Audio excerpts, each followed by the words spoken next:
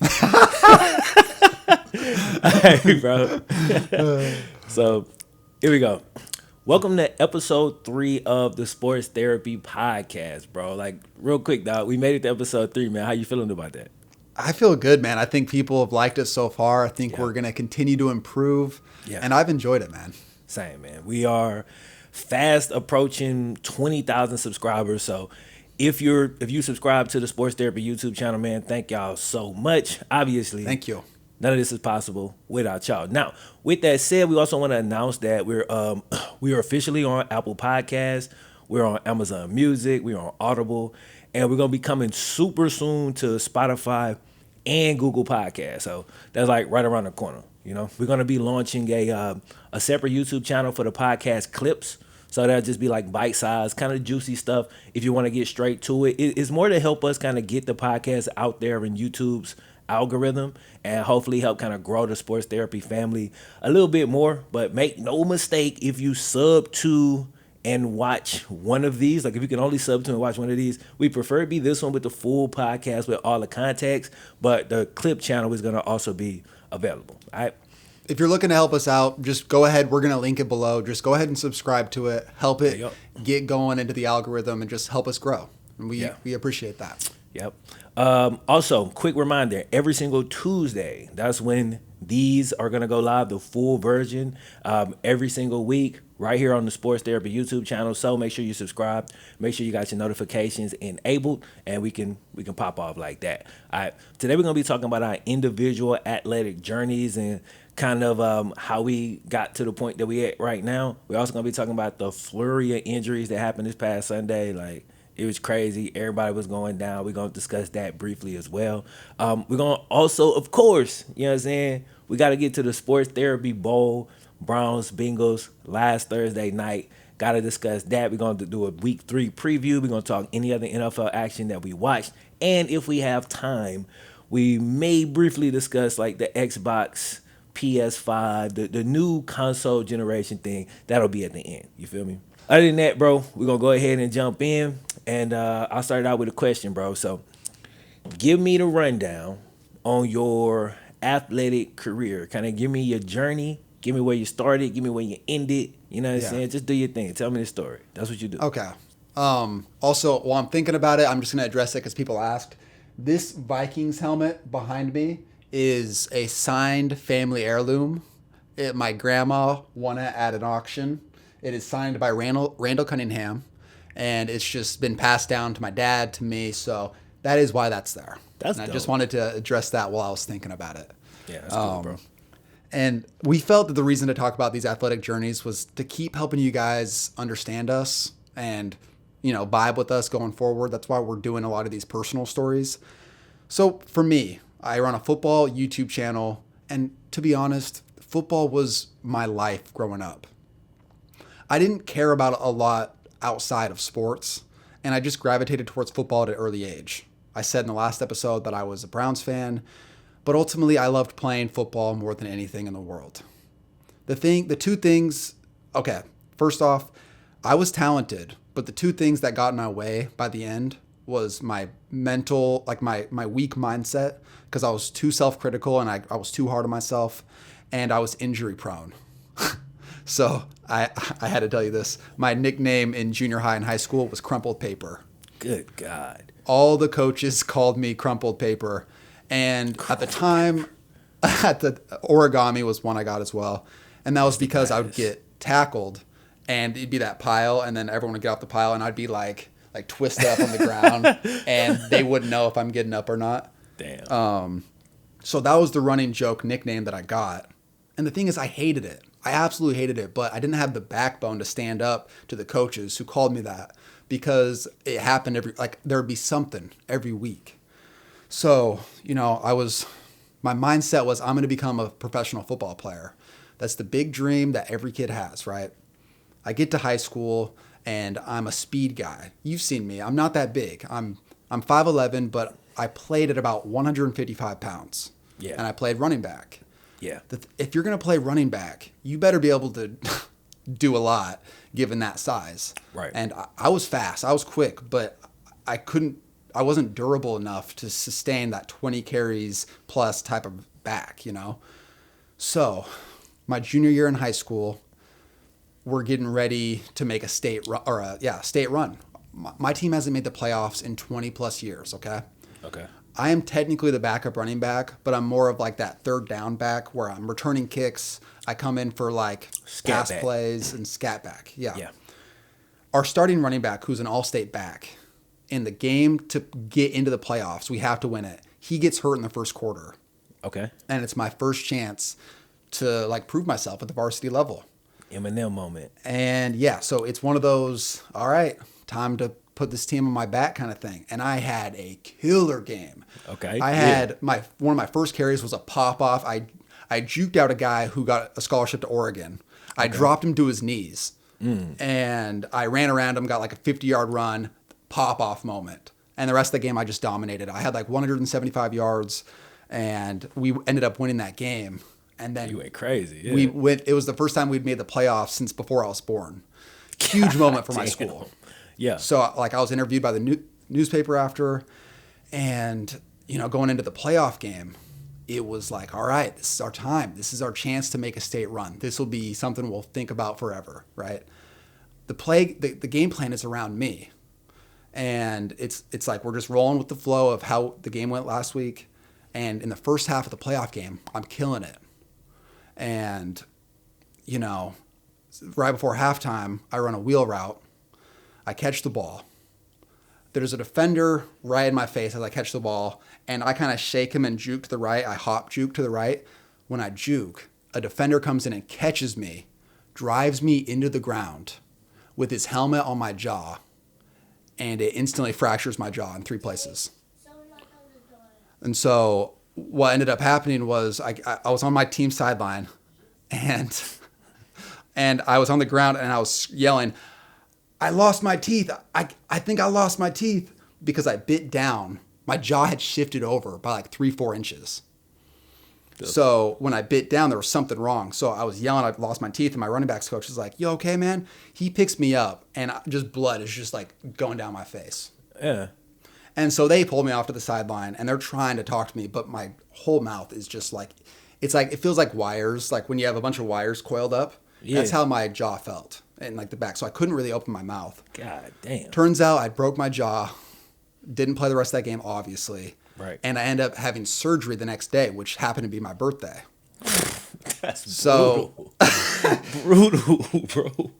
So I end up having jaw surgery, getting my jaw wired shut. I'm out for 6 weeks. I end up losing about 30 to 35 pounds. Okay. I go from about 160 to about 127 in the span of a month. Good God. So we ended up losing that game. The next year we were favored to win state or to get to the state championship. Mm-hmm. That's crazy because our school had gone from a nobody to all of a sudden we're projected to go. Yeah. We have the best player in the state, okay? And we have his brother, who's one of the better players in the state as well. Yeah. Going into week 1, all of a sudden, this dude who's been the captain of this team for 4 years, something happens. He gets sick, and all of a sudden, he's not going to play in our first game. Like, what the heck? All of a sudden, he disappears. He doesn't show up to our first game. And so we're just at our first game, and he's not warming up with us. We're like, okay, I guess we'll just play. We come to find out that he left to California and he just moved on the spot. Damn. He just left and his brother tore his ACL on the very opening kickoff. So we lost our best 2 players instantly. And we were so deflated. We started out winning 2 games. We lost our last 7. Dog. And I had gone from a back that was averaging 150 yards, 2 touchdowns a game to start the year to like my last game, I had 8 carries for 8 yards against a bad team and it ended so badly. What kind of voodoo were y'all messing around with? Like, don't know, man. It was cursed. That is insane, bro. It's heartbreaking. I'm still not over it in some ways. I can see you get like emotional about it. Yeah. So it was heartbreaking. And we still haven't talked to that guy since he left. He blocked us on everything, and he will not allow us to communicate with him. Still? I'm not going to say his name just because it's a big deal. But did he go on to continue to play? He dominated. He went to Southern California, became like the talk of Southern California, dominated. What the hell did y'all do to this man? He went to Vanderbilt.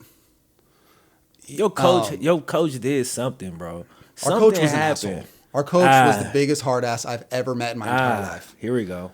So it's part of the reason why I was so self-critical. It'd be like, I drop a pass and they'd be like, Garston, God damn it. What the hell? Or, or I would bounce it outside and get tackled and it'd be like, north and south. But it would be like in your face, like, what the, that kind of energy. So anyway, senior year ends and I'm pissed. I'm so mad that I'm looking in the mirror with that, like what the hell do I do now? This is my plan. Yeah. This is my whole world was football. I had one saving grace, and that was my track career. Something that had been up and down my whole life, but my junior year, it all changed because something I never had really thought about it. But sophomore year, I had success on relays. I never had success individually. I don't know if you did track. Did you ever do track? Yeah, absolutely. So I was like a okay speed kind of guy. I was like sophomore. Obviously, I was fast, but I wasn't as fast as I couldn't even qualify for state. Yeah. Yeah.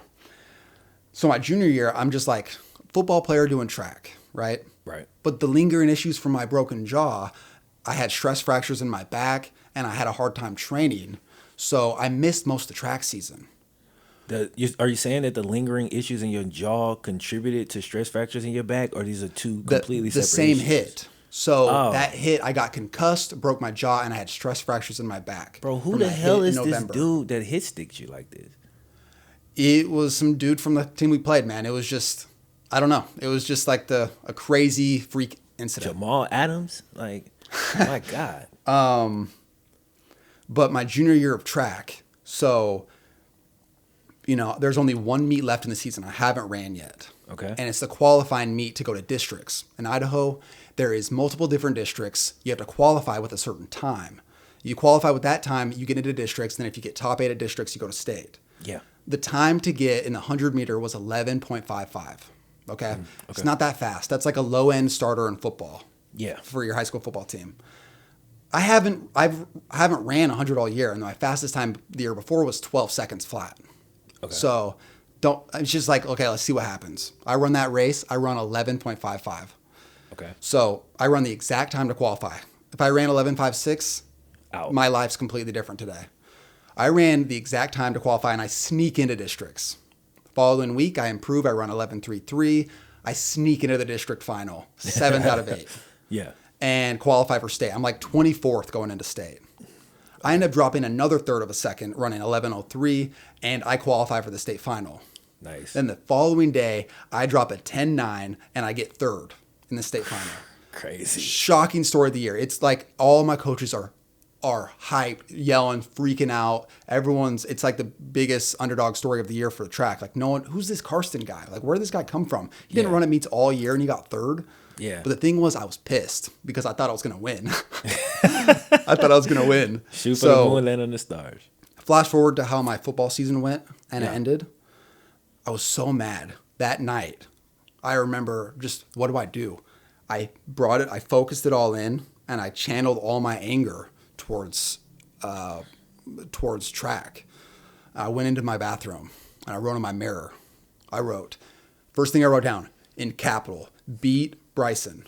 Bryson was the kid who beat me in the 100 last year. He was the talk of football in the state. Like, he was like the guy on all the magazines. Yeah. And he was the big deal. He hadn't lost a race in 2 years. So beat Bryson, number 1. Number 2, set school records in the 100 meter and 200 meter. Yeah. Next thing, win state in the 100. Next thing, get a scholarship. I wrote that down, and I looked at that every single day. That vision and I'm board, baby. Not kidding you, man. I busted my ass every day after that, as hard as I could. You talking about track season starts in March? I was running in the snow on the track in December. Hard workouts, making myself puke. Yeah. I was so mad about how football went. I was just like, I'm going to go prove everyone wrong somehow, some way, and track's going to be the way I do it. Right. I do a club team in the winter, and I dominate. Get on college's radar. I come out, starting the season, I'm number 1 in the state. I meet up with that Bryson kid week 3, and again, he hasn't lost a race in 2 years. I beat him in the 200. My parents are sitting next to his mom, and his mom's crying because he hasn't lost a race in 2 years. and some kid from my high school, some nobody, just beat him. I run the tables all year, and I go to state. I end up setting my school record in the 100, 200, and I end up winning state in the 100-meter. Crazy. My high school is like 60, 70 years old, fastest kid ever from my high school. I get a scholarship to Sacramento State. And the thing is, I want to make this clear about Division I because people have made comments in the past of like, oh, D1, Sac State, that's not really D1. Track's different, man. It's about times, and it's about schools that focus on certain things. Sacramento State is a track school. They have a facility that has hosted Olympic trials and NCAA like championship meets. Yeah, and they were building a state-of-the-art, brand new world-class facility that I got to see firsthand. So I was all in for that. So the story's getting a little way. I realize I've taken a lot of time, but I ended up going to college, and here was where I messed up. I got content with where I had gotten.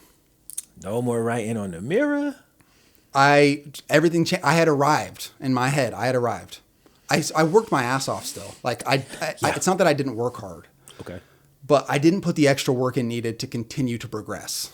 So my freshman year, I had success. I went to Big Sky Indoor Championships, and I was a medalist. I got second in the 60. It was a big deal as a true freshman. But after that, it was injury after injury after injury. 3 years full of injuries. Talk to me about these injuries. So when you train track in college, any sport, it is year-round. Right. It is no longer seasonal. So you're talking about I started training in like December the year before. You start in September for track. And the season goes all the way till June. Yeah. So you were training hard from September to June. And if you don't build a base for your body, it will break down. That's what I was going to say. It seems like if you went to a track school and you're training year round, to me, it seems like it doesn't make a whole lot of sense to be sprinting every day. It seems like a lot of the work you should have been doing should have been injury preventative or building up your base so that you don't have these injuries. I mean, Trust me, man. I spent too long blaming the school for that kind of stuff because I think there was some issues with how we were trained. It's their fault, bro. I'm sorry. I really do. Here's the thing, though. There was guys on my team who were doing everything right, former walk-ons, who were ended up conference champions and going on to bigger and better meets. So it was possible. So it's possible. Yeah. It wasn't made easy for us. It was hard. And it turns out that I didn't put all the necessary, I didn't focus on my diet. I wasn't taking care of my body, rehabbing it properly when I was hurt. Yeah. I would just show up, do the workouts, it would kick my ass, and I would get hurt. So, end of the story is that college wasn't what I thought it was. I thought it was going to come in and these coaches were going to do everything for me. They were going to get me on a nutrition plan. Yeah. They were going to they're going to be so focused on my career and managing it. I thought that was how it was going to be, but that's only how it is at the biggest schools. Right. Sac State is still D1, but they're not going to baby you into success. It's still on you. Yeah. So at the end of the day, it's a good story because I learned lessons from it. And my final year of track, I found YouTube. And that was another one of my passions growing up.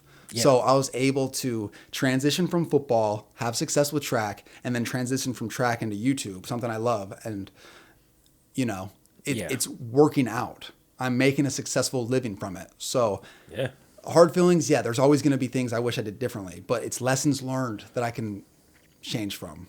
Yeah. Anyways, that was a long story. I understand. And I hope people bared with it the whole time. Yeah. I just had to tell it with as much emotion as I could. Yeah. Anyways. You did a damn good job, bro. Thank you.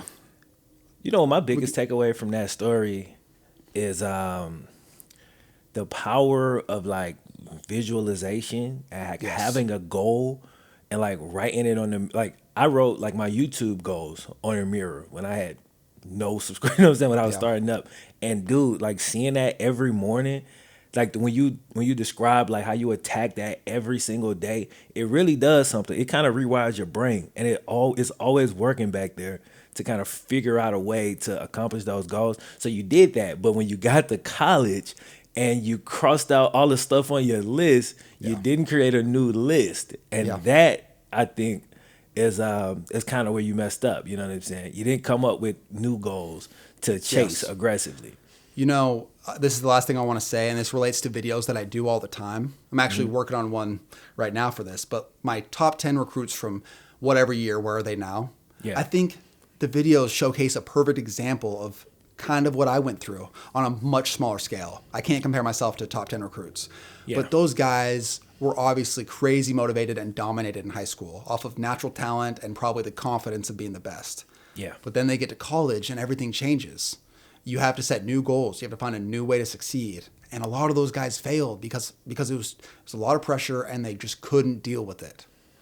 So I think it's very interesting to look back on those kind of stories. It is. And yeah, you can go ahead and say I whatever. just wanted to say, like, I think that's the key. That's the key. That's something I'm figuring out, is that it's not, and you hear this, like, you've heard this quote before, everybody watching this, but until you really like internalize this and truly believe this, like in your fiber, you know what I'm saying? Yes. It is really not about the destination.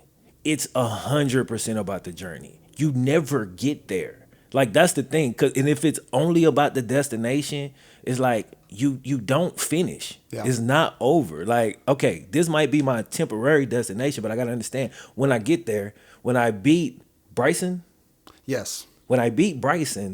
that's not like the end goal. It's like, once I get there, I can't live here forever. I can't set up camp or nothing. Like, you know what I'm saying? Maybe have a drink, celebrate, boom. And now I got to be drawing a new map to figure out, okay, what's the next spot I'm going to go to? If you don't do that, you will fall off. You will have issues, you know what I'm saying? Or you will get stuck in life. And I think that's the issue. So that's why, like, a lot of times you'll see guys who have been super successful and then they'll try new stuff and they'll fail. And all you see on the internet, oh, he took this L, he did it. Bro, you got to keep trying stuff. Like, I love when people like put themselves out there and try new stuff. Everything ain't gonna work, but you can't just stay put forever. Like, it ain't gonna work. You know what I'm saying? So dope story, bro. Dope story. Yeah, man. Mine, as usual, is extremely different. You know what I'm saying? Because, like, for me, bro, I am a guy, I'm pretty naturally talented. Let me say that first. My biggest issue, though, is my attention span is all over the place. And I'm like part jock, part creative. And those two dualities, I guess, they fight each other all the time. Football, especially growing up, was never a place for expression or creativity. It was a place to kind of hurt a bunch. You have to kind of think the exact same way as everyone. It's not like a whole lot of individuality. And I had a problem with that. Like, that was like my biggest issue. So I started out super quiet kid. I didn't really want to play nothing. Like, I started playing sports, bro. I went to like recreation basketball thing with my brother, my little brother. He wanted to play. I was in the stands, just chilling. I'm just there with my mom. And one of the coaches was like, you know what I mean? Like, hey, you playing? And I was like, it cost like, I forgot, like $100 or something. I didn't want to put my mom in that situation because we didn't have money like that. So I'm like, nah, I'm good. You know what I'm saying? And then she like, if you want to play, go ahead down there. All right. I end up playing. From there, I go from like this super quiet, straight A student to like this super quiet, straight A sports playing student. You know what I'm saying? So I jump into basketball. Immediately, I'm good. One of the better players on the team. How old were you? I was probably about maybe like, damn, it's hard to remember my age. So how old are you in sixth grade? 12? Fifth, sixth grade. About 12. And so I started playing basketball, started hooping. About seventh grade, I decided to go out for the football team. My coach wants to put me a running back because my dad played running back, but I was a skinny kid, skinny and tall. So I ended up at receiver, and they used to call me, my nickname in seventh grade, my first year playing football, was Nohan, because I had no hands, bro. Like, I was like, and it wasn't that I couldn't catch, it was mental. I didn't know. But like, I would get so scared. I was fast, so I'd take off the line and burn everybody. When a ball comes, I'm terrified. Oh my God, if I drop it, I'm thinking, drop the ball. Yeah.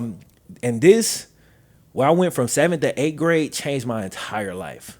That summer, I worked every day on my hands. I worked on catching, one hand, left hand, different, under, over, out from the body, close, hitting stuff in the background. I did all of that with my brother, my uncle, friends, whoever I get to throw me the ball. I worked on it every day. Um, I turned everything into like a catching game. Are we jumping on the trampoline? Okay, when you jump up, you gotta catch the ball and then fall inbound. The next year, I went from the worst hands of all time to catching everything. I have like this monster season, and now the high school is excited about me in football. I'm playing football, basketball, I'm running track, but um, I'm probably the best at that point in football. I get over to high school. I'm playing junior varsity. I go out for like the first 2 or 3 days of practice, and then I say, you know what? This ain't for me. Quit. I have no intentions of ever playing football again. I'm done. Wow. A dude in my class was talking noise. He was like, yeah, man, you can't catch anyway, XYZ. I'm starting at tight end in junior varsity this week, and I'm going to do this, I'm going to do that. I went out there that week. Junior varsity, I think, played on Thursday. I went out there like Tuesday, took his spot, started the game on Thursday, went off. You know what I'm saying? Coach moves me to varsity. I'm playing corner because there's no room for me at receivers, too many receivers. But I'm an athlete, so they just want me on the field. And, I play okay. I make a few tackles. I didn't make any picks. I break up a few passes. You know what I'm saying? The second basketball season rolls around. Coach is looking for me. Where's Fleming? I'm at basketball practice, bro, because I walk through the gym and just the smell, bro, like the court, the hardwood, like the leather ball and the sound. An empty gym when the ball is bouncing. I can't, the allure, it gets me. I go to basketball. The following year, I go back out for football, same situation. Basketball season rolls around, I'm gone. I did that every year of high school except my senior season. My senior season, the only year I played throughout the entire year. Okay. Now I only played in 6 games because I had back spasms, I had turf toe, I had every stupid injury that you just can't get rid of. You know what I'm saying? Yeah. But in 6 games, I had like 680 yards receiving, 6 touchdowns. I averaged 100 yards and a touchdown per game on a running team that was pretty bad. You know what I'm saying? We sucked. But it was enough for me to get some pretty good tape. And so I sent my tape to only the SWAC schools. These are D1 AA, HBCUs, historically black colleges, Jackson State that Deion Sanders is going to be coaching now. That came out this morning, Alcorn, and Southern. Get scholarship offers to all of them. And, so I decided I'm going to go that route. In order to get my body ready for it, I run track. And I'm pretty damn fast, especially, I wasn't the greatest in the 100, but I was real good in the long legs, good in the 200. I was good in the 400. I did the relays. And I did triple jump and high jump. Do you know your times were? I don't, Just bro. curious. I wish I really don't remember, and I don't want to like make up something. Yeah. Also, how big were you your senior year in high school? My senior year in high school, I was 6'2", probably about 185. Yeah, I was pretty big. You know what I'm saying? Yeah. I was a good size for football, which was ultimately why I chose it over basketball. You know what I'm saying? Yeah. But I go out and I'm running track, and what happens is I feel like a knot in my leg from practice. Just kind of overuse. And I tell my coaches about it, like, yeah, man, I'm not, my leg is tight. You know what I'm saying? Like, I don't know what's up with it. And they tell me, massage it, ice it, stretch it, basic stuff. Come to meet that weekend, I get the baton, and I turn it on for the first time really this whole week because my leg is messed up. Bam, tear my hamstring. That injury, I honestly believe, that injury right there changed my entire athletic career. Because this is a few months before I go to college. You know what I'm saying? I already got my scholarship to play football, and I got out of shape for the first time in my life because I'm not running. I don't really know what to do. I go to a small school. I'm not getting a whole lot of help with this hamstring. All I'm getting is stretch it, ice it, rest it. I'm a detailed person. This is before YouTube, so I can't look it up. I need to know exactly what to do. I need to know how long to ice it. I need to know, do I need to be strengthening it? Nobody told me that, by the way. Like, so I think I handled it completely wrong. And what happened is when I went to college, it was still bothering me. and I basically overused my other leg, pulled that hamstring my freshman year. So now I got two bad hamstrings, and I struggled with that like throughout my college career. Not only did I struggle with that, but like you got the creative stuff like constantly coming back in. So when I think back on my athletic career, I don't feel like bad about it because I don't think I'm the type of person who was ever meant to play sports at a high level. Even though I feel like I'm talented enough, bro. After I discovered Jonnu Smith recently, though, this is like the first time I was like, you know what, I might have been able to do something. Cause like that's literally my play style. And I'm a big dude. I'm fast. I'm not the most shifty, but I'm relatively shifty for a big guy. You know what I'm saying? In college, I was 225, 6'2", still running like a 4.5. Like I was pretty damn fast for a big guy. And anyway, I just didn't take it. I really didn't take it very seriously. Like, so every now and then I might be super into football, but then my week 3, my interest would just shift to creative stuff. Now I want to do music. So I go fully into that. I'm not really going to practice as much as I should. I'm not going to training. I'm not doing none of the stuff that I really need to be doing. Yeah. I went to a smaller school, so of course coaches they're not like, I'm not on a nutrition plan. I'm not on like a strengthening plan. Nobody, bro, with the hamstring problems I had, like if I knew what I know now, I would have been able to strengthen these joints up and been money. But I just thought this was a problem I was going to have for the rest of my life, and all I could do is stretch. And I'm a guy that's naturally tight because like I'm a bigger dude. I got like big muscles, legs, you know what I'm saying? Yeah. So I'm naturally tight. And so I just assumed I was going to always have these problems and I was never going to be able to fix it. Nobody told me different. So I just kind of kept doing the same thing, man. And I really just wasted away, bro. Like my college career athletically was a waste. My college experience, though, was great. It was amazing. Like I met all my best friends in college. I met my wife in college. And I don't regret anything, man. I don't regret nothing. I could have gotten more out of my athletic ability for sure. Yeah. But I don't think I would ever fit in really in a locker room because I'm not like a single-minded person, bro. I just don't. Yeah. I just really don't fit well in those environments. I never really felt comfortable. Like I'd be in the locker room, I'm hearing these dumbass conversations. I'm like, bro, this is what we talk about? Can we talk about something that's like interesting? Like, you know what I'm saying? Yeah. And I just never really viewed myself as a football player. Yeah. So my love for football is so weird because unlike, kind of like I can see it in you, and every one of my friends is like this. When we talk about football, they get real emotional about their football journeys and how they ended.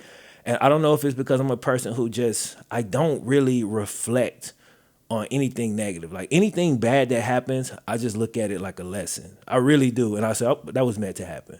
My music career, when I got invited to Atlanta, this is right before I dropped out of college. I got invited to Atlanta by a guy who, I forget his name, but he was connected with this label. He wanted me to come and just kind of crash at his house and record. Be on this in the scene in Atlanta. This is right before Atlanta popped off. It's the capital of hip hop music at this point. This was in 2009, 2010. This was like right at that moment. I could have gone and that could have changed my entire life. I didn't go. What I opted to do was, I got a job. I got an apartment to take care of my girlfriend at the time, who is now my wife, because I felt like, there was responsibilities that I had. And so I made all of these decisions, and any one of them could have sent my life in a different direction. But here I am today doing YouTube, something I never thought about back then. Yeah. And I just feel like everything that's ever happened in my life has steered me right here to this point. Yeah. You know what I'm saying? And I'm super happy with where I'm at. Yeah. You know what I'm saying? I think it's so interesting because when I met you, you always reminded me more, and what you say, you're like a basketball-minded player in a football player's body. Yeah. Yeah, I can see that. And you're a big dude. But I think it's interesting when people talk about, like wasting athletic potential. Like people go like, oh, such a waste of talent. Yeah. And it's like, the thing is with your mindset, it's not a waste because like you said, it wasn't meant for you. Yeah. So I actually think your lessons that you learned and the way the killer mindset that you have with taking things that you've been through and not victimizing yourself and just learning from it is like part of the reason why you're so good at what you do, you know? Yeah, thank you, bro. And I think everything that you've gone through is like the reason why you're able to be successful, the way you're able to be so empathetic and understanding and look at so many parts of a story. Whereas more people like me get way too caught up and wrapped up in the emotional aspect of football or whatever. And I think you need both of those, but I really admire that mindset that you have. So Appreciate it, dog. It's a really interesting story. Just the flip flopping through high school and stuff, and not really knowing what's going to happen. Over the place. I was always all over the place. Because, like, you have to imagine, and I don't want to sound arrogant with this, but you got to imagine this from the mind of like a 15, 16-year-old kid. I was good at every single thing I've ever done. And that's not me trying to brag. That's real talk. I went out for basketball. I was the leading scorer on the team. I went out for football. It was super easy. I led the team in receive. You know what I'm saying? I went out for track. I was really good. In school, straight A's, really good. And it all came pretty easy. So I always had the mindset back then that no matter what I did, I would be fine. So I never like dwelled on one thing. Like I always felt like whatever, you know what I'm saying? Whatever I end up, whatever route I go, I'm gonna be fine. Yourself. And I did, and I made a lot of dumb decisions because of that. Yeah. But in the end, it did end up leading me to a place where I want to be. It probably caused some unnecessary pain and hardships that I've been through in my life, especially like in my 20s when I was super broke and struggling and didn't know, where my next meal was coming from. But it all ultimately, it led me to where I think I'm supposed to be. Like, you know what I'm saying? Like, I think this is right where I'm supposed to be. Yeah, I don't doubt it, man. I think you're in a perfect area where you're able to talk and be yourself. I feel like you come through very authentic.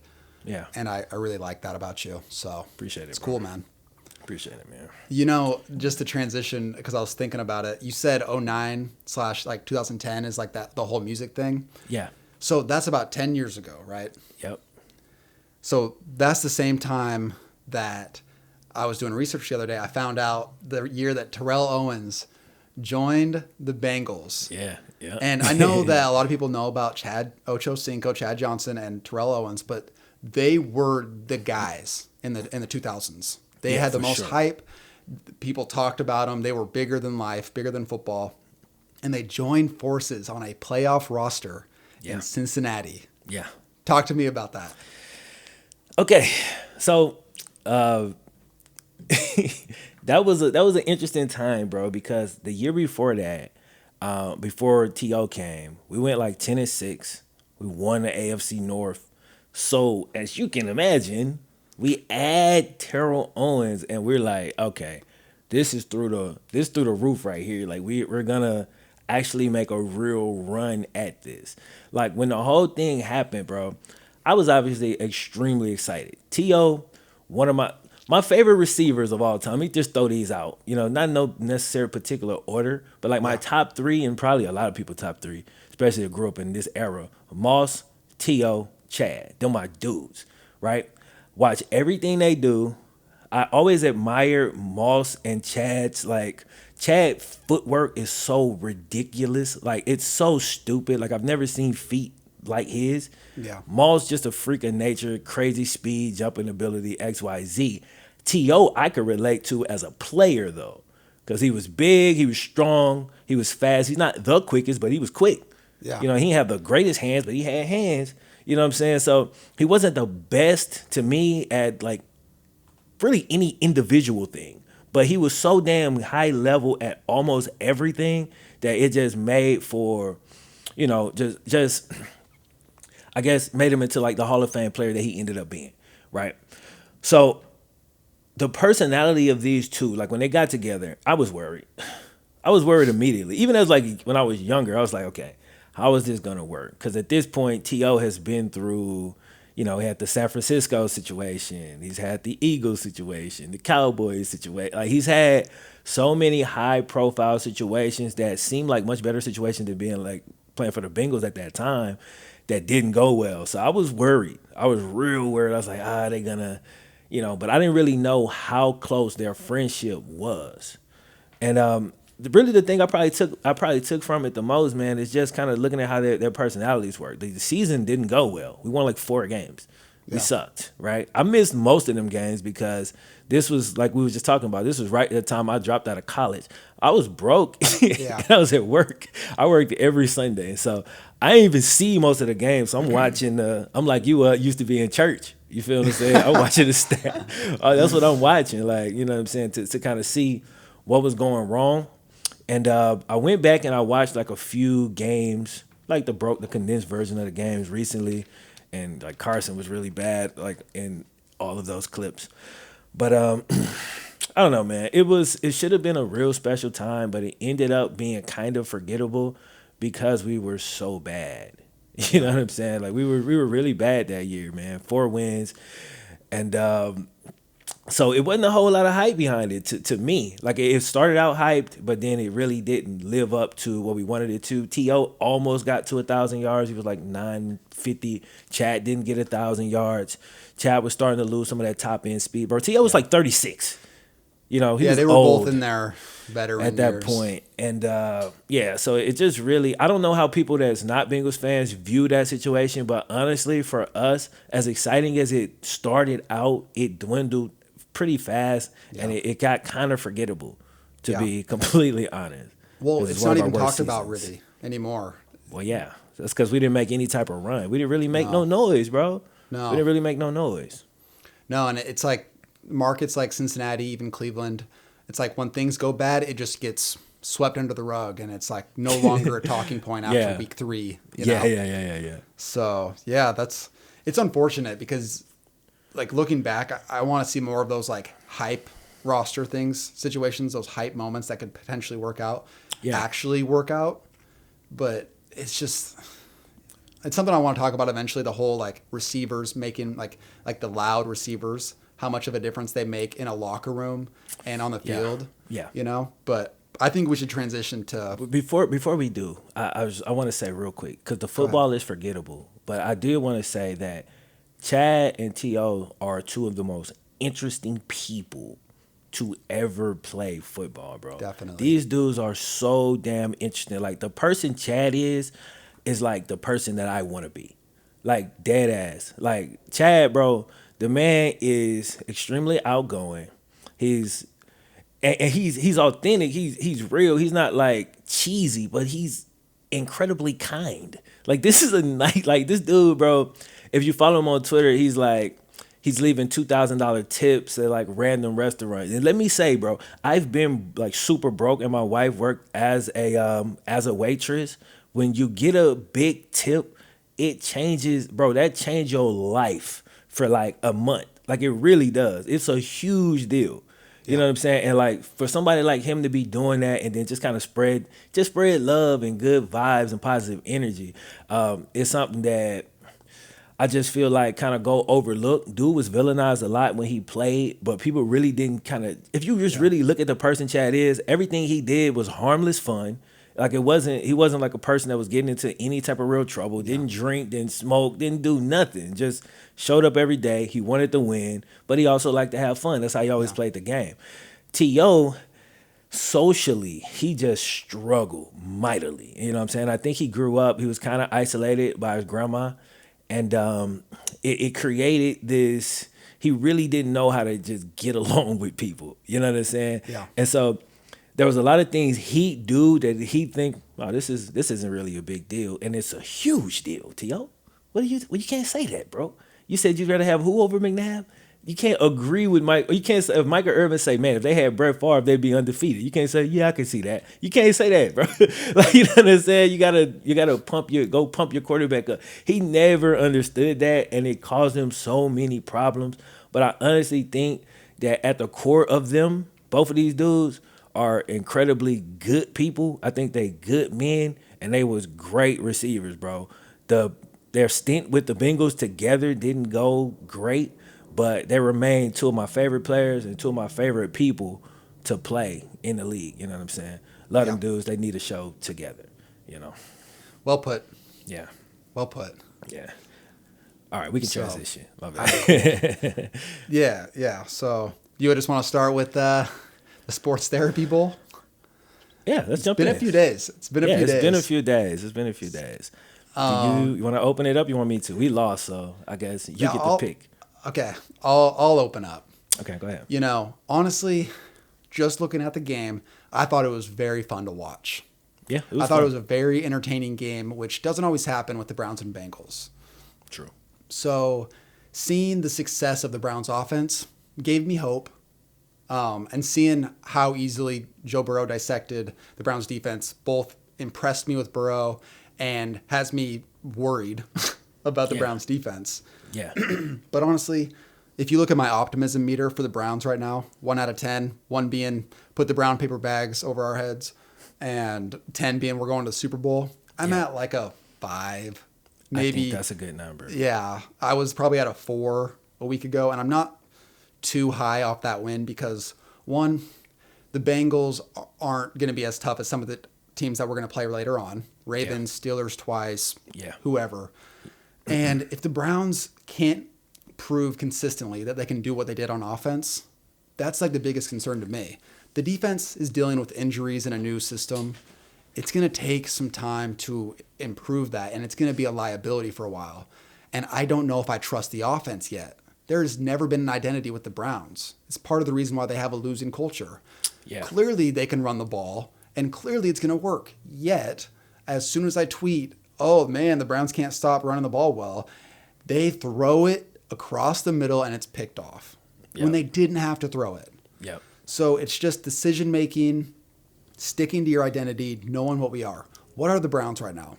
They are a run-first-minded team who is going to control the clock. They're gonna get to 3rd and 3. They're gonna be able to do play action off of that and get plays downfield. Yep. But if they try to go more than that and be the high octane, throw it to Odell deep constantly and make big plays and trust Baker in the pocket, they are going to be so inconsistent. It's going to be another 7-9, just, rip my heart out of my chest type of season. Yeah. And so that's my thoughts on that. It was a good game. I'm not surprised that they threw the ball 60 times on us, because it's like, look at the secondary and the linebackers, just throw on those guys all day. Yeah. Not trying to take away from Burrow, but man, it's just bad. Yeah. But anyways, I want to hear. I want to talk about the Browns first because I don't know if you remember, but that game played out almost exactly as I said.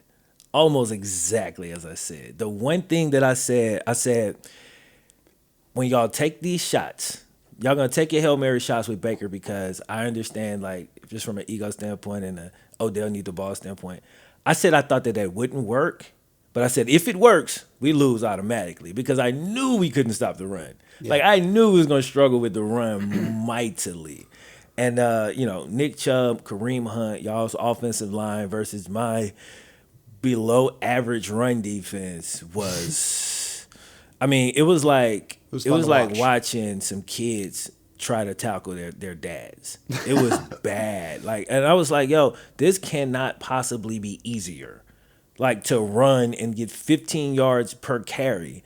Yeah. It's like, and once you do that, now Baker, who I was like, yo, Baker got to stop trying to play like Patrick Mahomes and play like Baker Mayfield. Play like Oklahoma. Throw the short, throw the crossing route, throw the boom. Yeah. And I really love how y'all got the play actions going. Y'all got the bootlegs working. And you got Baker comfortable. If y'all play like that all year, bro, y'all going to be y'all going to be a damn good team. Yeah. The thing is, the personalities, like the talent y'all have is perfect. The personalities, I don't know if they fit there. And you was kind of saying this.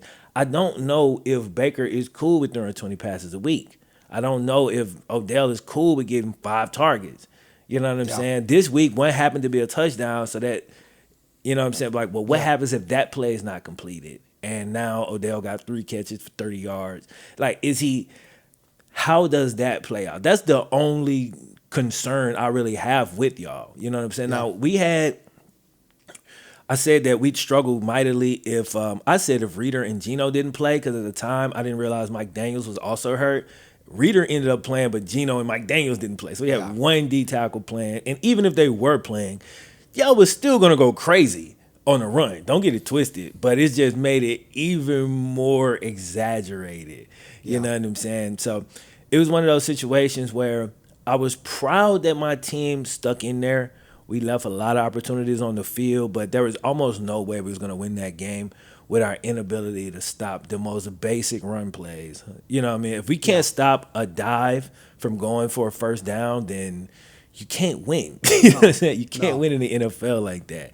So that's the bad.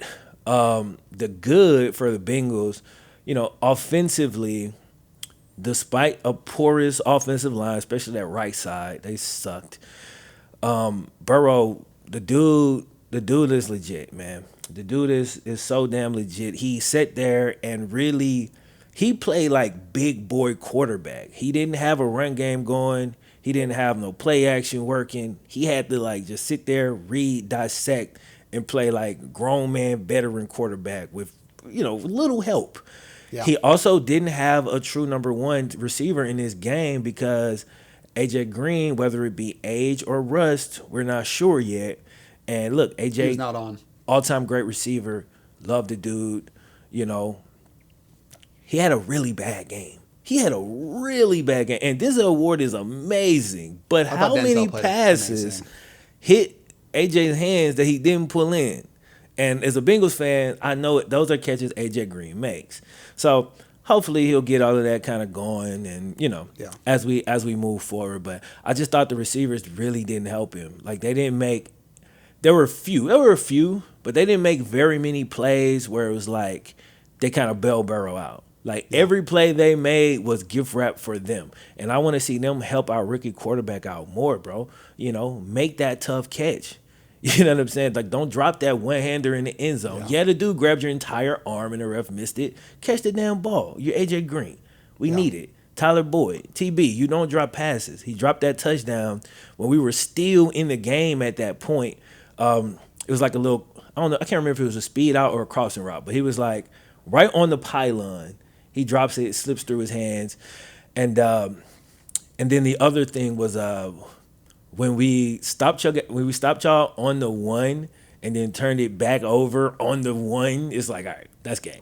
It's like, bro, we got out of an impossible situation, and the offense is like, can you do it again, though? It's like, no, they can't. Do you see what we're up against? So, all in all, bro, after watching that game, I understand my team has so much building. We got a lot of building to do. We need more dudes, bro. Just when it come to dudes, y'all was winning like almost every matchup. Like y'all dudes was better and damn near every spot except one of the key spots. I thought Burrow was more impressive than Baker. I thought Baker played great, but I thought what Burrow had to do was a lot more difficult, like on the scale. And I honestly I don't know if I've seen Baker be able to do what I saw Burrow do. You know what I'm saying? I can't disagree with that. I also think that the Browns do have a better roster, and they have to play a certain way to win. Yeah, which is fine. That's not bad. It has that part has me excited because if they know their identity and they stick to that run first minded identity with the play action, throwing the crossing route, and not trying to do too much, not trying to be Patrick Mahomes like you said. Yeah, there's potential there to be a decent team and build a winning culture. For sure. And I do want to address something real quick. You said y'all was going to beat us by like 17 points. I said 10. Okay. And it was going to be that until the Browns' Swiss cheese defense could not stop anything. And they ended up scoring a bogus touchdown it was like a garbage time touchdown. Not really though. It was semi-garbage time. You can't really, you could say that, but it's like, it was our possession. It makes the score look closer. Because y'all scored the time before that. So it's like, we had to get the ball again. It's like y'all would have had more possessions than we had. But so if you just in the game right there, but the game ain't over. Yeah. I'm just saying, if it's 35-30 throughout the whole fourth quarter and it's back and forth compared to 35-23 with 2-3 minutes left, and it's just like, you score, but it still doesn't feel like the game's as close as if it was how the final score comes out. I don't know. I felt like it was pretty close all game until right at the end. When we turned the ball over on the one and gift wrap the easiest touchdown in the history of the NFL, like that's when y'all went up 2 scores right there. Like, and it's a terrible mistake that it's Yeah. almost hard to make. It's almost hard to stop somebody on the 1 and then fumble the ball Well, again on the 1 and give them Well, the ball back. that's what Myles Garrett provides. He is a coin flip every game, whether or not he's gonna make that move and strip sack. That's his Y'all got signature dudes. move. Y'all got dudes, man. And if Myles Garrett can't do that consistently, that defense is gonna get torched. Yeah, Who else but are when they you gonna got a get torched dude by? like that, it raises the entire defense. So You know what I'm saying? so Dramatic. Myles has to play out of his mind, and we have to keep running the ball. And my optimism will continue to go up. We want to establish a winning culture, so it's time to go get Washington. I'm still not Anyway. sure what to make of my team, bro. Like I'm starting to Burrow's question gonna be my fun to watch, coaches. at No, least. Burrow's great. I'm not. See, I don't ever talk about the stuff that I think I don't have to worry about. Burrow's Yeah, great. that's true. Burrow's He's- he's it. He's the dude. I'm worried about my coaching staff. I don't trust them at this point. I gave them a lot of time. I'm not fully out. I'm not out, but I'm like, hell, man. I'm looking at them dudes real closely over the next 3 weeks because I felt like some decisions they made. Auden Tate didn't even play. Like, why?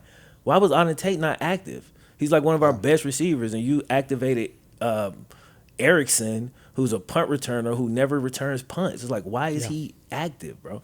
It's certain stuff. We'll see where it goes, man. But I think the Browns look good. I think if y'all play with that game plan, like you said, every week, y'all going to always have a chance to win, and y'all going to win a lot of games. So, you know what I'm saying? Congrats on that. So, like, what are you anticipating from the Browns this week coming up, bro? Y'all going to continue kind of what you saw against us, or what you think?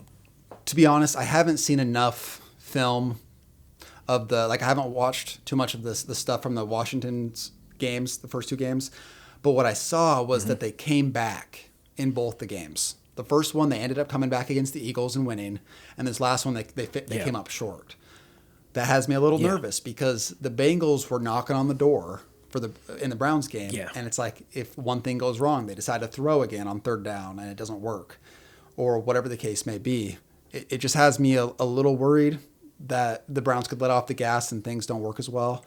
I still believe that the Browns' ground game will help control the tempo of that game, and it'll be similar to the Bengals game. Probably get up into the 30s to win that game, and if they do, then I'll be satisfied for now. Here's the biggest difference between us and Washington. Baker was pressured on 3 passes. He had all day to throw. The Washington pass rush is serious. Chase Young is a dude, and they got some more. Like, their pass rush is good, bro. So that's the one thing that stands out to me from Washington. That Washington has that we're terrible pass rush, and they're actually pretty damn good. So I wouldn't look out for it. I think the Browns win the game. I don't think it's easy, and as long as they make smart decisions in the 4th quarter, I think we're good. Who do the Bengals play this week? We got the Eagles. They're 0-2. They got a lot of injuries. I haven't gone full-fledged into studying everything, and I haven't seen any of their games yet this year. So, but here's what I will say. We got the Eagles, and then we got the Jaguars. Now, neither of these teams have had a lot of success yet this year. Jags have actually looked pretty damn impressive, way better than I thought they were going to be. So they're not a team to be slept on, and the Eagles have Carson Wentz, and they got a lot of talent. Not a team to be slept on, but not like upper tier teams. 2 teams we could beat, basically. So the next 2 weeks are going to let me know, is this a draft pick season? Or do we have an opportunity to win some games and be a not like a Super Bowl contending team, but you know what I mean. Be a respectable team, have a solid record. It's gonna really let me know like what the expectation should be for the rest of the season, bro. Like, did you watch any other games? Yeah, I have NFL tickets, so I had all the games on, and obviously the game that stands out most to me is the Falcons-Cowboys game. I called that game in the first quarter. I had a stat pulled up, and it said up until Sunday, teams who had scored 39 points with no turnovers had won 440 out of 440 games. Like, they had not lost. When you put up wow, when you put up points like that and you don't turn the ball over, it's like almost impossible to lose. And obviously, everyone's running the jokes about the Falcons. But what do you think it is that is like, why are they susceptible to this? You know what I'm saying? It's gotta be coaching, bro. It's gotta be coaching. Like, what else can I possibly look at? Because like they have talent, they don't have losers on their team. Like they've been successful. They're not like a losing franchise. You know what I'm saying? I wouldn't consider them a losing franchise. You know, as a Bengals fan, like they've been to the Super Bowl recently.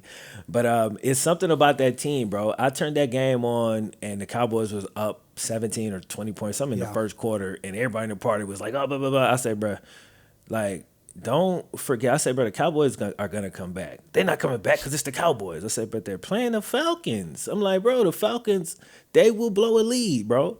Like they'll blow one, and you saw it, man. Julio dropped a big pass that actually changes that game. By the way, if he catches that, then they win. Yeah, you know what I'm saying? I feel like with the team that they've built, the pass first attack, they can come back on anyone, but they can lose that lead to anyone because they don't have consistency with running the ball. Todd Gurley averaged like 2.9 yards per carry. He had the ball 21 times, but he had like some embarrassing amount of yards for those carries, right? So when you can't run the clock out, it doesn't matter how much you're up by because it's like run, pass, and you run off a minute or less. Yeah. So it's like you're susceptible to just like giving them so many chances. And obviously that onside kick was crazy. Who is their special I teams don't know, coach? but they're getting there. They're fire that dude, bro. Like, whoa. They should have like recovered that was tough the way they played that Yes, terribly. awful. Everybody They was were there was just waiting. hovering around. They backed Yes. up. Like when the ball came, the dude was It like, I don't want to touch turned that. I'm like, weird bro. to where I'm sure, like trying to give the guys the benefit of the doubt, I'm sure they thought, they shouldn't have, but I'm sure they thought that it was just going to sit at like 3 yards away, so it would have been over. But the ball turned and went upfield, and by that time, you have to get on the ball. And the dude is just walking next to it, like when this crosses 10, like we're finna get the ball back. The Cowboys got And, perfect. He got on the ball right as it crossed. And and Dak went from almost out negotiating himself. Because, like, for a lot of that game, I was like, yo, Dak, if you lose this game, bro, you're going to really regret not taking that $35 million a year that they offered you, bro. But, you know, they end up winning. if, So boom. if there's any Falcons fans watching this, I just want to hear your thoughts on why does this happen? Like, do we not know? Are we just like out from the outside looking in? What is going on from the inside? The fans of the team, they always know, like, way better than just people who turn it on every now and then to see you blow a lead. You know what's going on, bro. What is it? Please tell us. I'm super curious. I gotta know. You know what I'm saying? So, boom. I also enjoyed, bro, the Seahawks Patriots game. And it was way closer than I thought. I thought the Seahawks was gonna run off from the Patriots because they got so much firepower and so many dogs on that defense. And I was like, yo, Cam don't really got much. Yeah. Don't really got a whole bunch. But Edelman was actually really big, bro. He was killing Jamal Adams in the pass game. And my issue was I hated that call at the end. When I can't remember which play this was. It was one of the touchdowns. When they faked the quarterback draw and threw it, I called that. I say, bro, I screamed it. I say, oh, the tight end's going to leak out. Like, I saw it, but it was a running back. But, like, you knew it because the Seahawks pinned their ears back. Yeah. And they did it again. And I'm like, Belichick or McDaniels, whoever's calling this, I'm like, bro, give him a chance to throw the ball. Like, why not do like a bootleg or something where he's rolling out, where he couldn't run it or he could pass it? Like, I hated that play call. Like, I hated it, bro. Over, I really did, burst out bro. Laughing. And I was cheering for the Patriots to win that game because it was just got absolutely destroyed. But you know what I loved about that game, man, was seeing those two teams play is the byproduct of two winning sports cultures. That is the pinnacle of NFL football right there. That game, the back and forth, big plays, just the chess match, and I just love watching it. And one of the sad benefits of watching the Browns play so often is when you watch a good team, you can't help but appreciate all the things they do right. Like Collinsworth was saying, like, oh, the Seahawks create their own energy. And, you know, I heard Odell Beckham talking in an interview saying, like, oh, without the fans, it was whack. And it's like, yes, it's whack, but you got to be able to overcome that and find a way to create your own energy. And I think that's what Pete Carroll does almost better than anybody, is he's able to get the guys to rally. So I love that about the Seahawks, but the Patriots are so much more surgical. Everything's so precise. Even with Cam, like the way he's throwing the ball, it looks really. That's a lie. People are surprised. They shouldn't be. Like, I'm not surprised at all. I knew it would look like that. Like, this is exactly what I expected it to look like. I'm like, people are really sleeping on Cam, and they're talking about he have no receivers. I'm like, he's never had any receivers. He had Steve Smith for like a year. He went to the Super Bowl with Devin Funchess. Like, who's a solid receiver, man. He's a good player, he's an NFL player, but like, come on, bro. Like, Cam people act like Cam been over there with Julio and Ridley, and like he never had weapons. Last thing I want to say about that game is DK Metcalf. You can't argue and said, dude, that guy. Oh my God, he bullied. He embarrassed the defensive player of the year. I was looking at it like, bro, he's really. I was like, they're picking on him at this point. I'm forgetting Gilmore. What's my man's name? Gilmore. They're picking on Gilmore, bro. I was like, which I've never seen. Like, Gilmore, he's Gilmore, right? But like, they was treating him like he was like the rookie that had to get in because somebody got hurt. And I was just saying what Metcalf was doing to him. And I was like, yo, I've never seen. Who's going to be able to cover that guy? Like, he was in his. Who's going to be able to cover him one-on-one if Gilmore can? See, he may have a weakness. We haven't found the right corner, right? You know what I'm saying? Maybe. Or maybe he's just unguardable. You know what I'm saying? Like, because we've seen this before where it's like a player looks unstoppable until you find a blueprint. But I don't anticipate nobody finding it in no time soon, bro. The dude is unbelievable. And Russell Wilson is like, he's playing like the best quarterback in the league. And he's so fun to watch, bro. He's been slept on for a long time. A long time, bro. And he finally kind of getting his due. And he going for that MVP this year. You know what I'm saying? When do the Ravens and Seahawks play at some point? Because that's the game I want to watch. I don't know. The Ravens play the Chiefs on Monday night. That'll be a good one, week, obviously. That'll be a great game. That's going to be, I don't know if they play the Seahawks, though. Well, with whatever happens, I will be watching the Seahawks because I love watching them on offense and defense. They're just so fun to watch. Yeah. For sure. Nah, don't play the Seahawks. Dang. Super Bowl matchup. Nope. That would be the sweetest Super Bowl matchup. Yeah, I can see it. Ooh, it would be. That's exciting. I ain't gonna lie. That's really exciting. Cool, man. Okay, I want to talk about this while I'm thinking about it. So, what happened this week in the NFL? Well, the overshadowing of everything is the injuries. It is off the charts. It was like a guy going down here, a guy going down there, multiple guys going down on like a series of plays. It was like, what is going on? And so I want to get your thoughts on that, but I'm going to open up by just saying, I think this is a product of not having a preseason and not having enough time to fully get into game-ready shape. What it seems like is there's freak injuries, but when you don't train it hard enough in the offseason, I'm not saying these guys half-assed it, but it's like when you don't have enough of this game-like feel for long enough before you go all out, things can get sloppy and things can get like a little bit off. And so it's like an ACL here, it's an ankle there. It's just like when things get a little bit off, everything can start to break down. And so that could be a big reason why there's a lot of these injuries. It could be. My question is this. The NFL is the only level of football that has preseason. Why do we not see this same type of injuries in college when they don't have a preseason? Well, how long does college practice before games? I'm not sure. Because I know that the NFL doesn't get to do a lot of full speed stuff, especially this year. Yeah. So I know the games are longer, and I know they're probably more physical and intense just based on the level of talent. So I don't know. That could be part of it. Because imagine if you're on the D-line, you're going against a guy who's way stronger and way more physical than any guy you went against in college, and that's every play. Yeah. I could imagine that makes a difference. Yeah. Not saying that it's guaranteed.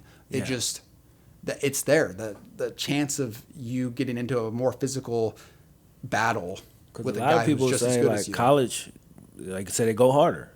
I've heard tons of people say that over the years. They only watch college because they feel like the college players play way harder than the NFL players. You know what I'm saying? I don't know if you have ever felt like that, but I've seen tons of people say that. Well, there's way more dudes on a college roster as well. And when guys get hurt in college, unless they are the star, then it just kind of gets forgotten about. Not that it's forgotten about by the fans, but it's kind of like, oh, guy goes down, he's carted off, you don't even think about it again. But when it's Christian McCaffrey or it's Nick Bosa, it's like, well, that's a big deal because there's fantasy, decisions being made on a weekly basis. So people see it more often. So could it be a product of that, you think? Possibly, because every year it seems like I don't want to write off the pandemic because I think it's definitely has played a role. Like, I don't even think you can argue that it hasn't. I just feel like maybe it's a bit of an overreaction because I had this conversation last year when there was no pandemic about, why are so many people tearing their ACLs all of a sudden? Like, back in the day, it seemed like when ACL used to be such a catastrophic injury, it was rare. Now that the technology is much better and you can bounce back from an ACL within like 6 to 8 months, it seems like they happen all the time. You know what I'm saying? Like, so often. It's weird. Like, and my whole thing was always players bigger, stronger, faster, joints the exact same. I'm trying to think like in a devil's advocate kind of way because I don't like to just blame stuff on like one thing, like, this one thing. But I can see that it probably played a pretty huge role, man. It was brutal, man. Yesterday was brutal. Everybody was going down. Honestly, out of our game, CJ Uzama, our tight end, tore his Achilles. Right when his leg shot, you saw like the movement. I was like, it's Achilles. Yeah. But all in all, our game was pretty light on injuries. When you say it was. Especially considering we had a short week. Yeah. Well, both teams did. Random tangent off of it, but this is kind of why I admire the Frank Gores of the world and the Adrian Petersons as far as their football mindset. Yeah. Just because it's like the injuries that they have sustained, especially Adrian Peterson, and to keep coming back from them, like harder and stronger. And it's like, that they lose athleticism, a little bit of that ability every time, yet they find a way to make a difference and continue on. And that resilience and that perseverance is just very admirable. It is. It's not that easy. From personal experience, it just took 3 years of injuries for me to say, all right, you know what? I'm going to do something else. 3 years. Yeah. And that didn't involve crazy rehab like an ACL injury. That didn't involve being in a boot for months at a time.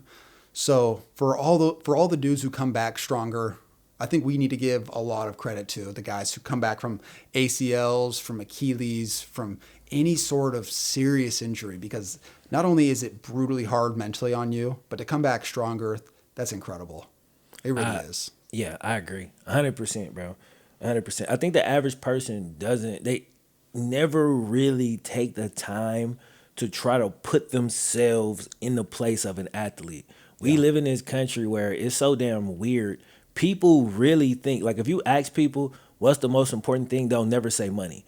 But their actions tell me that they think money is the most important thing ever, because they'll say, oh, well, watch this athlete. He's a millionaire. He shouldn't complain about anything. Like, that's so stupid.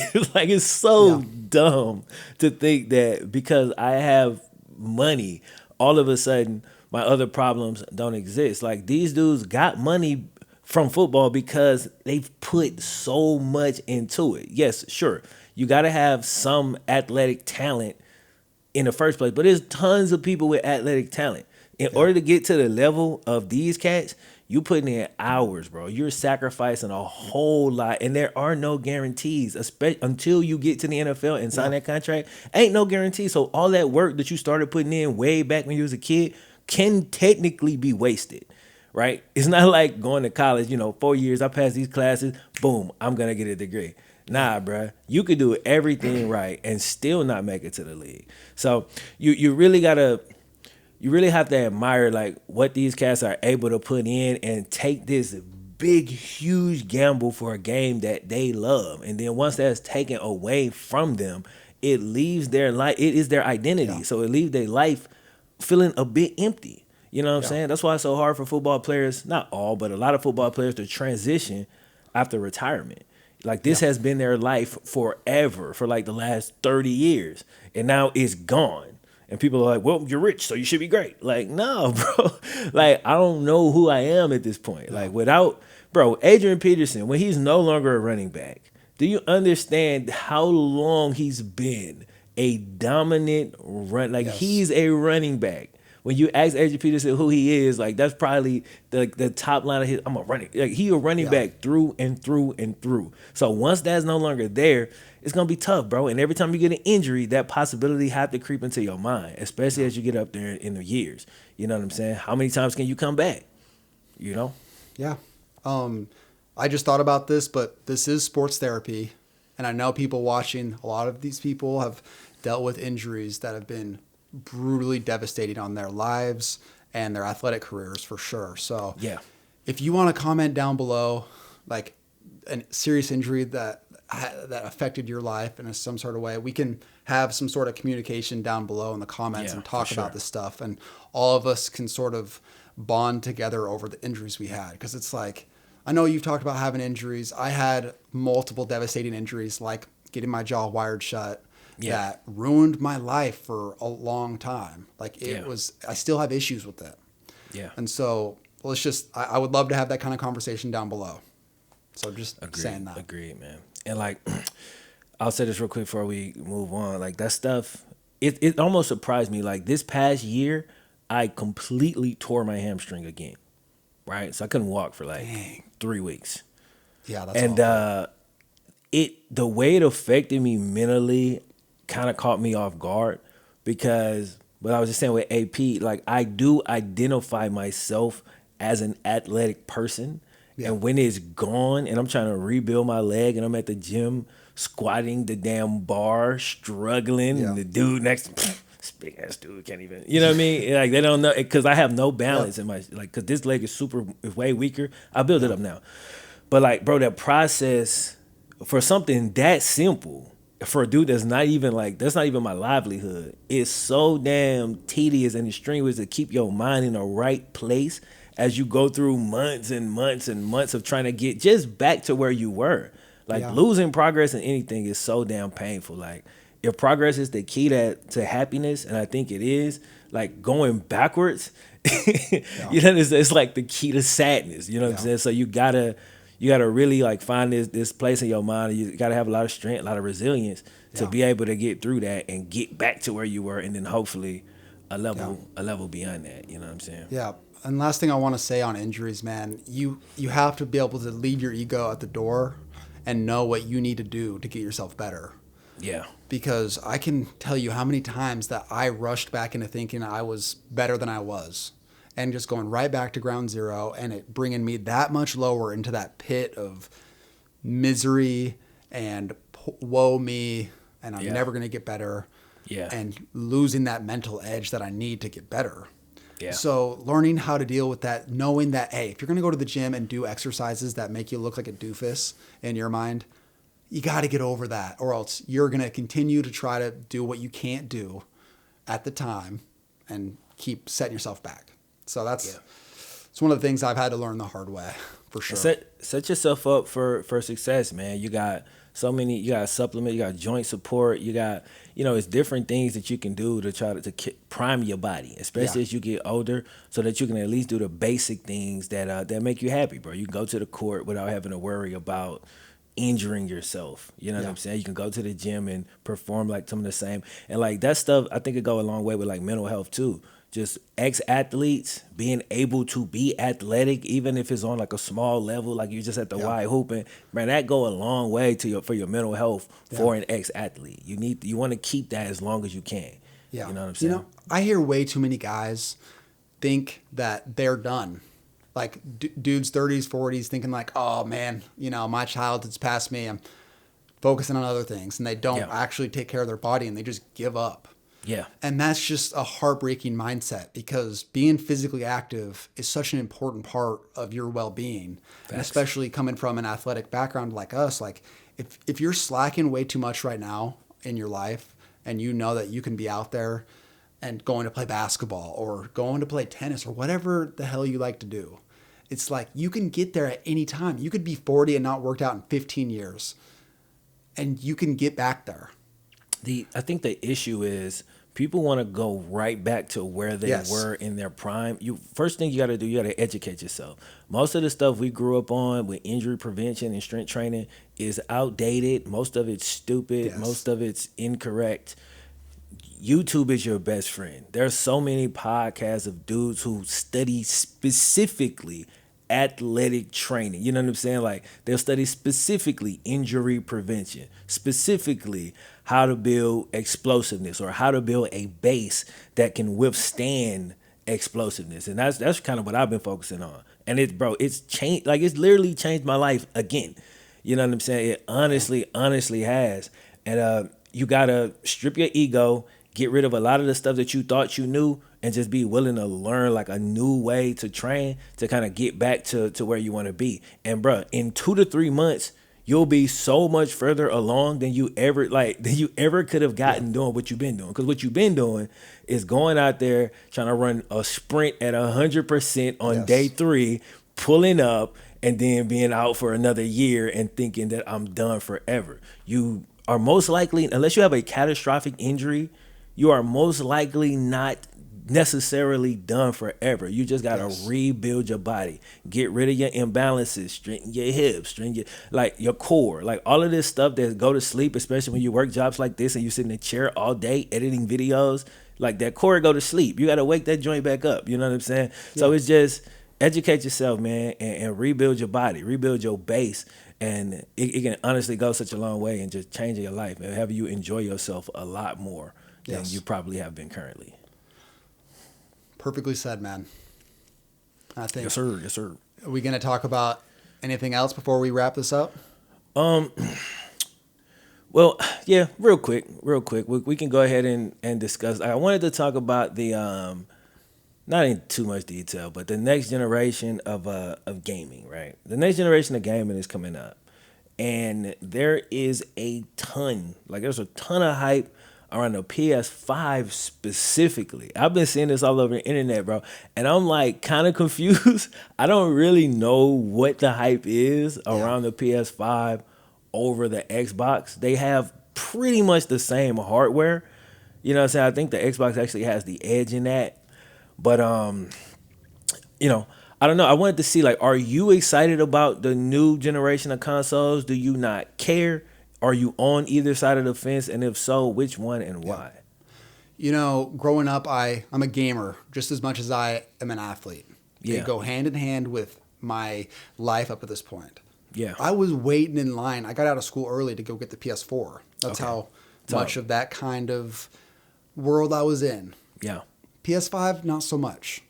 Wow. And this mostly has to do with the flaws of the PlayStation 4. Terrible security. Security. Just the overall game, like how it looks compared to like PC is just straight garbage. That's a fact. The hardware itself is so poorly constructed it's like outdated. It's so far outdated now. And one of the issues that people are talking about with the PS5 is it's going to be outdated after a year or two. And with moving to PC, since I started making videos, it's just like that stuff keeps updating, and you can just add a part here, add a part there, and it's so much better. Yeah, like the games and everything looks so much better on a desktop screen from your PC. Yeah, I just think that consoles are outdated, and I don't think I can get onto the hype, honestly. Okay. And I feel like the hype is based on people who are kind of like tunnel vision focused. Like either you're into the games that are console exclusive, and okay, that's fine.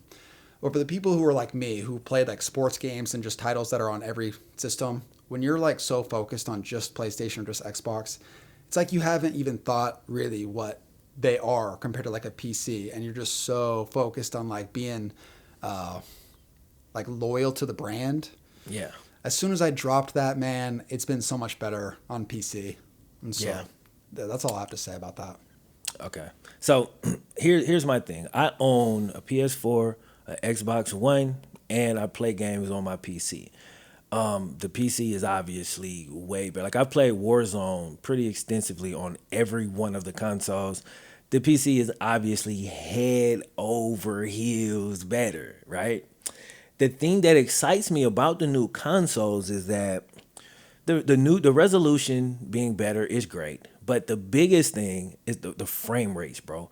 Being able to go 120 frames on a game, it just to me it changes like the whole game. So I'm excited about the new consoles because all of my friends play console. Yes, they can't same. necessarily afford PCs. They don't necessarily want to deal with switching over. And one of the things I don't like about PC, I play a lot of shooters, is when you use mouse and keyboard, I feel like it's not easy. That's not what I'm trying to say. What I'm saying is I feel like the skill level of everybody using mouse and keyboard is closer together because you have so much more precision. Like it's way harder to aim on a joystick, you know what I'm saying? Even with Yes. aim assist, XYZ, it's harder. So when you when you get really good at a shooter on a console, playing against other console players, I feel like you can separate yourself better than when you play on PC. You know what I'm saying? So for shooters, I honestly prefer playing on console, but playing at 30 frames per second is just like, you know what I'm saying? Dude is skipping frames and you're dying in 2 bullets. You know what I'm saying? It feels like. So that's always a problem. So I'm excited about the new consoles because of that frame rate, because you're going to be able to get the 4K and all of that. And I'll be able to have that experience with my friends easily. You know, I'll still get some games on my PC, but like if you want to play Madden, if you want to jump in a Madden franchise, it plays 50,000 times better on PC. But if your boys play on Xbox, there's no crossplay on that game. So, you know, I got to go jump on my Xbox in order to play against my friends or to get in the same thing with my friends. So that's the one reason I'm kind of excited about it. You know what I'm saying? Just to be able to get the new frame rate, to be able to get the better resolution. Yeah. I'm leaning Xbox right now because I just think the system looks better and cleaner. The PS5 looks huge and kind of looks like a router and like a toy, like, you know what I'm saying? And like I got like a lot of tech in my room, and the Xbox will fit nicely with everything else I got. You know what I'm saying? But I'm not sure what the PS5 hype is, bro. Like it's the biggest console ever made, like I believe they said. Yeah. And my experience on my PS4 is not great. Like it really isn't. Like it's slow. Everything I click, like I have to leave out of the game just to invite one of my boys to a party. I mean, not you have to leave out of the app, you know. And Xbox is an overlay. It just pops up, boom. I don't have to stop what I'm doing, and it's snappier, bro. Yeah. So, you know, I don't know, man. I'm curious. I wanted to ask. I really wanted to pose this question to the audience. Are y'all excited about the new consoles? If so, which one? And please tell me why. I'm not looking for no, hey, this Xbox rules and nothing like that. I really want to know if you're choosing one over the other. What is your reason? Because I'm extremely curious. I'm going to end up buying both eventually, but which one am I going to get on day one is going to be the question. You know what I'm saying? So I'm curious. Let me know. We might talk about this more going forward. I just wanted to bring it up real quick at the end of this one. You feel me? Awesome. Yeah. I think that's a good way to end. Yeah. We'll end right there then, man. This is episode 3 of the Sports Therapy Podcast, bro. Thank y'all once again. I hope y'all enjoyed it. We'll catch y'all next week for episode 4. And be sure, I think you said this, but be sure to leave some comments down in the comment section and things that y'all might want us to talk about, and we'll check that out and see if there's some topics that we can add in for the next show. You feel me? All right. Cool. All right, boom. Peace. Peace.